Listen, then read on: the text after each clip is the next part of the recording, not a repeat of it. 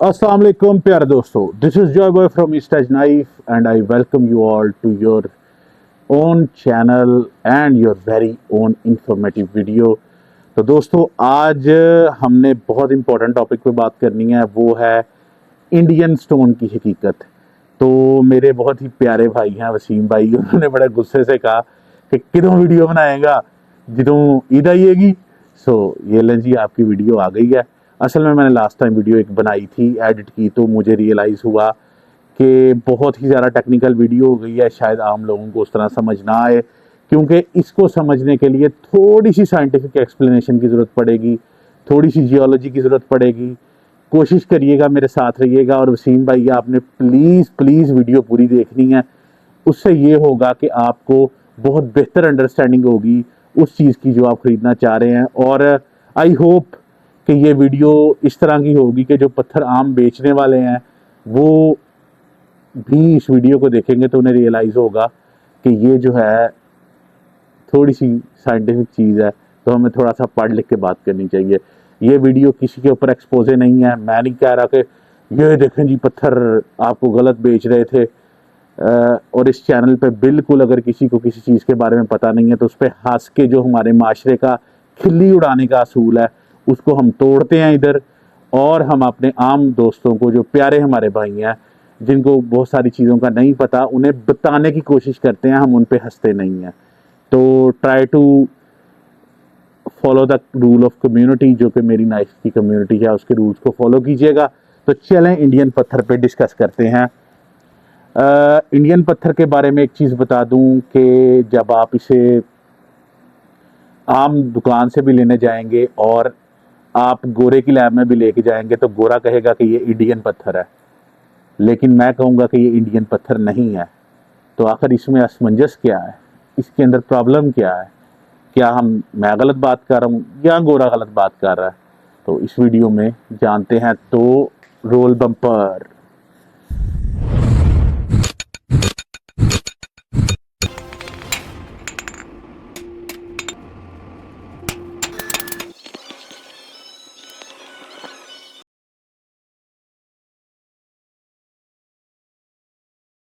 सबसे पहले इस वीडियो में ये जानना होगा कि जियोलॉजिकल रेफरेंस क्या है इंडियन स्टोन का। अब इंडियन स्टोन नेचुरल स्टोन है, पहाड़ों में से निकलता है। ये बिल्कुल, ये जो सिलिकॉन कार्बाइड के स्टोन्स बनाए जाते हैं ये वो नहीं है। इसकी कंपोजिशन डिफरेंट होती है और इसकी जो बुनाई है वो नेचुरल होती है। ये लेबॉर्ट्री में तैयार किए जाते हैं। तो ये नेचुरल पत्थर ज़ाहिर है कहाँ से निकलेगा? पहाड़ियों में से। और पहाड़ियाँ जो हैं वो आपको बता दूं कि ये 5 किस्म की होती हैं। नंबर 1 हम इनको वोल्केनिक माउंटेन्स बोलते हैं। नंबर 2 हम प्लेटो बोलते हैं, जिसे हम पोठोहार कहा जाता है उर्दू में। फिर हमारे पास आती हैं फॉल्ट ब्लॉक, एंड देन हमारे पास आती हैं डोम शेप्ड, और सबसे ज़्यादा जो दुनिया में पाई जाती हैं वो है फोल्ड माउंटेन। तो हम फोल्ड माउंटेन को डिस्कस करेंगे कि फोल्ड माउंटेन्स कैसे बनती हैं और उनमें क्या क्या चीज़ें पाई जाती हैं। तो दोस्तों, तारीख हमें ये बताती है जियोलॉजी की कि दुनिया पेंजिया थी पहले। समुंदर एक तरफ था सारा और खुश्की एक तरफ थी, और दुनिया में मुख्तलिफ जो हमारी टेक्टोनिक प्लेट्स हैं वो नीचे पाई जाती हैं। वो टेक्टोनिक प्लेट्स जो हैं उनमें एक टेक्टोनिक प्लेट जो थी वो इंडियन टेक्टोनिक प्लेट कहलाती है, और एक tectonic plate Eurasian tectonic plate कहलाती है। तो इंडियन टेक्टोनिक प्लेट जो है वो अपने पैंजिया से टूट के मूव करती है टुवर्ड टेथियस सी, क्रेशियस पीरियड में, और जाके टकराती है आपकी यूरेशियन प्लेट से। और जो यूरेशियन प्लेट और इंडियन प्लेट जब इस तरह टकराती हैं तो दरमियान में जो आपको सी है वो पुश करके ऊपर की तरफ आ जाता है और माउंटेन्स बन जाती हैं, और हम इन माउंटेन्स को हिमालय बोलते हैं। और ये सारा कुछ होता है 70 से लेके 150 मिलियन साल पहले, यानी कि ऑलमोस्ट 15 करोड़ साल पहले। तो 15 करोड़ साल पहले इंडियन प्लेट आई, यूरेशियन प्लेट पहले मौजूद थी। ये आके ठा करके इससे टकराई, और इसके दरमियान में जो टेथियस सी था उसका बेड ऊपर की तरफ आ गया, और उस बेड के नीचे जो मौजूद रॉक्स थी, जो सैंड थी, वो ऊपर आके खुश्क होके प्रेशर की वजह से हिमालय बन गई। हिमालय जो है उसकी 4 कैटेगरीज हैं। उन 4 कैटेगरीज में सबसे पहले हम बोलते हैं ट्रांस हिमालय, जो ऊपर वाला सबसे पोर्शन है, ये लद्दाख से शुरू होता है, बिल्कुल कश्मीर की साइड से ऊपर से। और ये बल्कि आपको आगे चल के बताता हूँ कि इसमें कौन कौन से मुल्क शामिल हैं जहाँ से ये स्टोन निकलता है। तो ऊपर लद्दाख से शुरू होके एंड तक ये पूर्वांचल तक जाता है, वो अप नॉर्थ चाइना के साथ साथ इंडिया के अंदर ऊपर तक। और इसके अंदर सबसे पहले ट्रांस हिमालय है, फिर आपके पास आता है ग्रेटर हिमालय, फिर उसके बाद लेसर हिमालय, एंड देन हमारे पास आता है आउटर हिमालय। जो आज का हमारा डिस्कस करने का मौजू है वो है आउटर हिमालय। आउटर हिमालय जो है, इसको आम तौर पर हम शिवालिक रेंज कहते हैं। अब आउटर हिमालय हिमालयन पोर्शन में सबसे निचला पोर्शन है, और ये स्टार्ट होता है पाकिस्तान में कश्मीर से और एंड तक जाता है पूर्वांचल तक, बिल्कुल ऊपर जो आपका लेसर हिमालय उसके नीचे नीचे चलता। और इसके अंदर आपको जो है वो डिफरेंट किस्म की पहाड़ियाँ मिलेंगी, और इन पहाड़ियों के अंदर शिवालिक रेंज की जो पहाड़ियाँ हैं उसके अंदर सैंड, ग्रेवल और दरियाओं के एलुवियल डिपॉजिट्स की पहाड़ियाँ मौजूद हैं, जो आपको सतह ज़मीन के ऊपर मिलेंगी। सो ये बेसिकली सेडिमेंट्री रॉक्स होती हैं। अब सेडिमेंट्री रॉक्स जो होती हैं वो सैंडस्टोन से मिलके बनती हैं।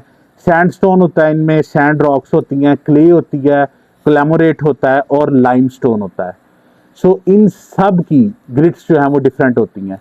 इन सारी पहाड़ियों में से ये पत्थर तमाम किस्म का निकलता है।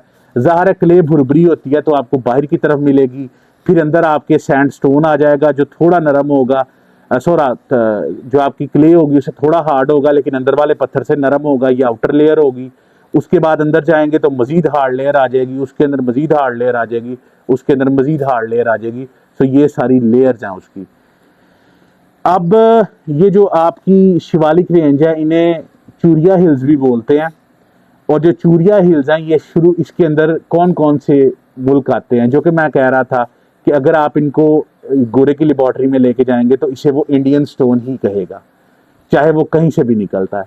सो इनमें आपको China, Pakistan, Nepal, Bhutan and India, ये सारे मुल्क में शिवालिक रेंज पाई जाती हैं। तो दोस्तों एक बात यहाँ पे आपने छोटी सी याद रखनी है, जब ये क्लासिफिकेशन हो रही थी तब ये मुल्क नहीं थे बने हुए मोस्टली इस तरह जैसे ये आप मौजूद हैं। बॉर्डर्स इनके नहीं थे बने हुए। इंडिया, पाकिस्तान, बांग्लादेश तो खैर अलग ही नहीं थे हुए। Nepal was a part of India, तब थोड़ा सा उसका हिस्सा म्यांमार, बर्मा कहलाता था, वो काफ़ी पार्ट था इंडिया का। और इसके अलावा भूटान तो खैर इंडिपेंडेंट था, लेकिन बहरहाल वो भी इसी रीजन में मौजूद था। तो ये जो डिवीजन है वो गोरे ने तब की, और उसने डिफरेंट चीज़ों को जो खासकर इंडिया में पाई जाती थी उन्हें इंडिकस, इंडस इस तरह के नाम देने शुरू कर दिए, जो कि इंडस दरिया की वजह से थी। तो इसके अंदर जैसा जो पूरी दुनिया में गाय पाई जाती है उसको हम कहते हैं बोस टॉरस साइंटिफिकली, लेकिन जो हमारी देसी गाय है इंडिया में पाई जाती, अब बाय द वे ये देसी गाय इंडिया में भी पाई जाती है, जो मौजूदा इंडिया है, ये पाकिस्तान में भी पाई जाती है, ये नेपाल में भी पाई जाती है, ये बांग्लादेश में भी पाई जाती है, ये आपको भूटान में भी मिलेगी, इवन आपको चाइना में ये गाय मिलेगी, और सबसे बढ़कर आपको ये ब्राज़ील में भी गाय मिलेगी। यही इसको बोलते हैं बॉस इंडिकस। आगे इसकी नस्लें जिसमें साहिवाल, कंकरीज, सिब्बी आ जाती है, फिर आपके पास धनी आ जाती है, फिर आपके पास आती हैं चोलस्तानी, ये सारी उसकी नस्लें हैं।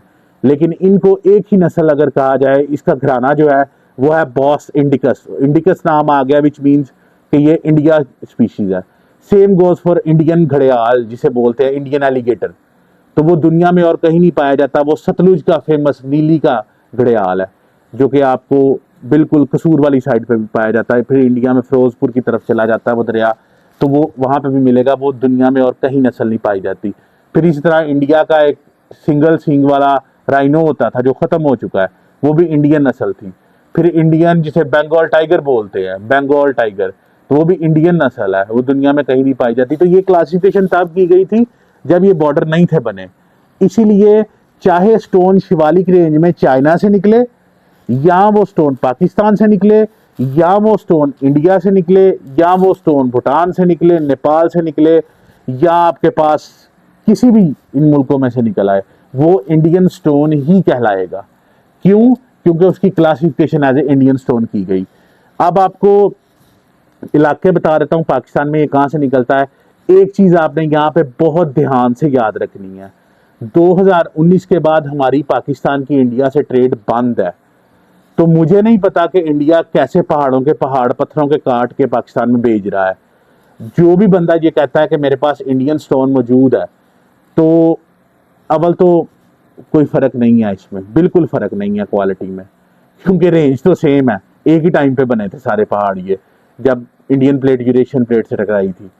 तो इंडिया से निकले, पाकिस्तान से निकले, quality is absolutely same.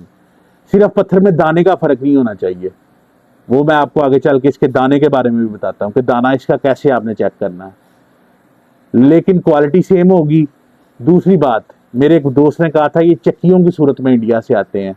India से नहीं खाली चक्कियों की सूरत में आते हैं, चाइना से भी चक्कियों की सूरत में आते हैं। क्यों? क्योंकि आपने एक चीज होती है, उसे बोलते हैं सर्कुलर सॉ, या उसे पंजाबी में बोलते हैं चपक्खा। कभी आपने दरवाजे जो है वो उनके अंदर आपने वो लगवाया और लॉक, तो वो एक गोल सॉ होती है, वो चलती है वो दरवाजे के अंदर, और वो एक बिल्कुल गोल पीस अंदर से लकड़ी का निकाल के बाहर रख देती है।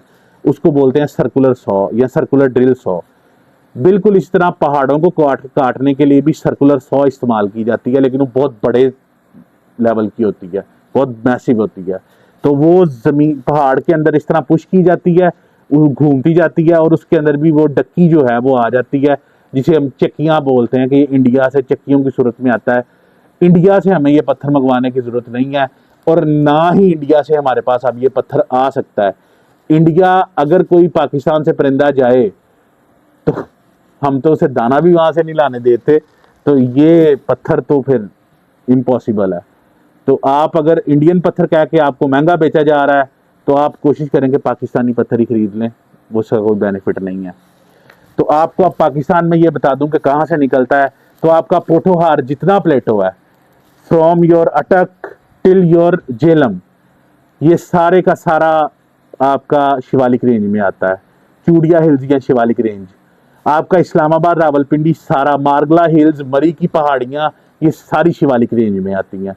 अब मरी की थोड़ी परली तरफ जो है वो फिर आपके पास दूसरी रेंज शुरू हो जाती है, लेकिन मरी की मारगला की जितनी भी पहाड़ियाँ वो सारी शिवालिक रेंज में है, जो इस्लामाबाद से साथ साथ चल के ऊपर जो है मरी की तरफ जा रही है। फिर उसके ऊपर जो है वो आगे वो बोलते हैं उसे यार,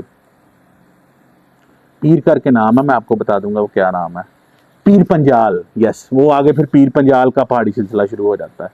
तो आपका along side Jhelum river from Kashmir up north, जहां से झेलम रिवर का बेड शुरू हो रहा है, नीलम झेलम में आके मिलता है, वहां से नीचे जो पहाड़ी सिलसिला है सारा शिवालिक रेंज में है। फिर आपका मानसेहरा कश्मीर का इलाका, आज़ाद कश्मीर का, बालाकोट, मुजफ्फराबाद और अटक से रावलपिंडी, ये सारा एरिया आपका शिवालिक रेंज में आता है। तो इनमें से जो पहाड़ों में से पत्थर निकलेगा, और जो इंडिया में हिमाचल प्रदेश के इलाके से पत्थर निकलेगा, जो इंडिया में आपके जो है पूर्वांचल के साथ साथ जितना भी अपस्ट्रीम इलाका है वहाँ से आउटर हिमालय से पत्थर निकलेगा, उसकी क्वालिटी में कोई फर्क नहीं होगा, क्योंकि ये इंडिया की या पाकिस्तान की फैक्ट्रियों में प्रोड्यूस नहीं किए जाते। पहाड़ कुदरत ने हमें नेचुरल दिए हैं, और वो एक ही टाइम पे एक ही तरीके से बने थे, एक सिलसिला, तो उसके अंदर डिफरेंस कोई नहीं है। अब हम देखते हैं इसकी क्वालिटीज़। जैसा कि मैंने बताया कि ये यहाँ पे 4 किस्म के अलहदा मटेरियल्स पाए जाते हैं एक ही पहाड़ में, एक फोल्ड माउंटेन में। तो उन पहाड़ों की जो आउटर लेयर होती है उसमें क्ले ज़्यादा होती है, वो भुरभुरी होती है, मौसम की वजह से वो ड्राई हो सकती है, लेकिन जब उस पर ब्लेड चलता है तो भुरभुरी होके गिर जाती है, उसका स्टोन नहीं प्रॉपर बनता। ठीक है, उससे जो नेक्स्ट लेयर होती है वो आपकी आती है लाइमस्टोन की। जो लाइमस्टोन की लेयर होती है उसके अंदर वाइटी स्टोन होता है, जैसे आपके सामने ये स्टोन पड़ा हुआ है, तो ये एक तरफ से वाइट है, और ये जो वाइट स्टोन है ये थोड़ा नरम होगा और बारीक होगा, इसके अंदर सिलिकॉन कम होगी, और आपका जो लाइम है वो ज़्यादा होगा, जिसकी वजह से नरम होगा, और इसकी ये भुरेगा भी ज़्यादा। बाय द वे, जब आप छुरी चलाएंगे तो इसके अंदर डेंट ज़्यादा पड़ेगा, क्योंकि ये स्टोन नरम है और इसका नंबर फाइन होगा। पाकिस्तान, इंडिया में और इवन चाइना में इसकी ग्रेडिंग का कोई सिस्टम नहीं है, क्योंकि ये आपकी लेयर जब पहाड़ की कटती है ना, तो ये इतने ज़्यादा डिफरेंट पत्थर बन जाते हैं कि आपको ग्रेडिंग करने में बहुत मुश्किल पेश आती है। लेकिन अगर मैं रफली इस तरह हाथ लगा के ग्रेडिंग की बात करूं, तो अगर मैं जज करूं तो इस लाइम की जो ग्रेडिंग है ये काफ़ी हाई नंबर होगा। हाई नंबर से मुराद है ये 6000 प्लस होगा। 6000, 8000, 10,000 ऑनवर्ड्स, जितना लाइम की मिकदार ज़्यादा होगी, यानी कि लेयर जितनी आउटर होगी। अब अगर आपको मैं ये पत्थर दिखाऊं तो आप देख सकते हैं इसमें एक तरफ वाइटिश है साइड सारी, और एक तरफ चलें तो हमें रेड स्टोन आना शुरू हो गया। यही मैं बात कर रहा हूँ इसकी कटाई की। अब ये जहाँ से काटा गया है तो इसके एक तरफ रेड स्टोन आ रहा है और एक तरफ वाइट स्टोन है, वाइट स्टोन ज़्यादा है इसमें। अब ये रेडनेस कहाँ से आती है? रेडनेस दोस्तों आती है सैंड रॉक से। और सैंड रॉक कैसे बनती है? सैंड रॉक बनती है आपकी सिलिकॉन से, जो वक्त के साथ साथ सिलिकॉन पहाड़ के ऊपर आई नीचे से समुंदर से। तो आपकी जो ये भी है, इनमें भी सिलिकॉन होती है। तो सिलिकॉन की अमाउंट जितनी ज़्यादा होगी दाना उतना मोटा होता जाएगा, विच मीन्स कि ये नंबर, एक तो ये हार्डर है स्टोन, हैवी नंबर में है। दूसरी बात ये है कि इसके अंदर सिलिकॉन की मिकदार ज़्यादा है। ये जो रेड आपको नज़र आ रहा है इसके अंदर, और वाइट स्पॉट्स नज़र आ रहे हैं, ये वाइट स्पॉट्स सारे आपको नज़र आ रहे हैं लाइमस्टोन के, और जो रेड स्पॉट्स हैं ये सारे सैंड ग्रेवल के हैं। और जो सैंड है वो सारी की सारी, उसके अंदर सिलिकॉन की अमाउंट ज़्यादा है, विच मीन्स कि वो नंबर हार्ड होगा। अब आपने ये भी चीज़ गौर करनी है कि जिसके अंदर वाइट जो है वो बड़े बड़े स्पॉट्स हैं, जैसे कि आपको मैं ये पत्थर दिखाऊं, इसकी एक तरफ देखें तो आपको वाइट जो है वो बड़े बड़े स्पॉट्स नज़र आ रहे हैं, और बिल्कुल इसकी दूसरी तरफ देखें तो स्पॉट्स जो हैं वो बारीक हो जाते हैं। ये by the way original stone है। और आपको एक और चीज़ बताऊं, चले वो एंड पे डिस्कस करते हैं। खैर, ये जो स्टोन है इसके अंदर आपको रेड जो है वो कब नज़र आ रहा है और वाइट ज़्यादा है, विच मीन्स कि ये लाइम है। इसकी दूसरी साइड जो है वो रेड ज़्यादा है और वाइट जो है वो छोटे होते जा रहे हैं, विच मीन्स कि ये जो लाइम स्टोन है बिल्कुल टिमकने टिमकने बन गया है, छोटे छोटे कतरे तुम्बे बन चुके हैं इसके। अब ये वाइट डेड स्टोन ज़्यादा है, सिलिकॉन ज़्यादा है, तो ये बहुत हार्ड नंबर होगा। और इसका नंबर जो होता है ये अराउंड 3000 होता है, 3000 के आसपास। तो हमारी अगर टोटल ग्रेडिंग की बात की जाए तो जो आपका इंडियन पत्थर है ये 3000 ग्रेड से लेके ओवर 10,000 ग्रेड तक जाता है। 10,000 ग्रेड से ऊपर जाने के लिए आपको नेचुरल स्टोन मार्बल टाइप चाहिए होता है, और वो पत्थर जो है वो आपको मोस्टली वोल्केनिक माउंटेन से मिलता है। एक इराकी पत्थर आता है ब्लैक कलर का, असवद उसे बोलते हैं। वो हार्ड नंबर होता है, वो नेचुरल स्टोन होता है लेकिन वो हार्ड नंबर होता है, वो इससे भी ऊपर होता है नंबर, विच मीन्स के वो अराउंड 15 से 20,000 नंबर तक होता है। वो बहुत मुलायम होता है, बहुत मुलायम एज लगाने के लिए इस्तेमाल होता है। उसके बाद अगर बात करें जो सबसे ज़्यादा दुनिया में चलता है वो है बेल्जियम ब्लू स्टोन। वो भी एक वोल्केनिक स्टोन है, बेल्जियम ब्लू स्टोन। और बेल्जियम ब्लू स्टोन जो है वो भी मज़ीद फाइन करने के लिए और शाइन एज की निकालने के लिए इस्तेमाल होता है। लाइट हाथ से यूज़ करना पड़ता है। उस पर एक अलग वीडियो लाऊंगा इंशाल्लाह उन स्टोन्स पे, नेचुरल स्टोन्स पे। तो ये है जी आपका आज का खाता। अब आपको क्या समझ आई total on the end video पे? समझ ये आई कि ये इंडिया से नहीं आते। हालांकि इंडिया में अगर आप देखें तो अरावली हिल्स जो जोधपुर से लेके टिल दिल्ली तक जाती हैं, हरियाणा से होते हुए नीचे नीचे, उनमें भी ये पत्थर मिलता है, लेकिन ये इंडियन नहीं है, क्योंकि इंडियन पत्थर पाकिस्तान नहीं आता अब 2019 से ऑनवर्ड्स। तो पता नहीं कैसे लोग इंडियन कह के बेचना शुरू कर रहे हैं इसे। हाँ अलबत्ता है ये इंडिया नहीं, क्योंकि इसकी क्लासिफिकेशन आगे इंडियन पत्थर हुई है। नंबर का मैंने आपको बता दिया। आई होप कि इस वीडियो से आपकी बहुत सारी चीज़ें क्लियर हुई होंगी।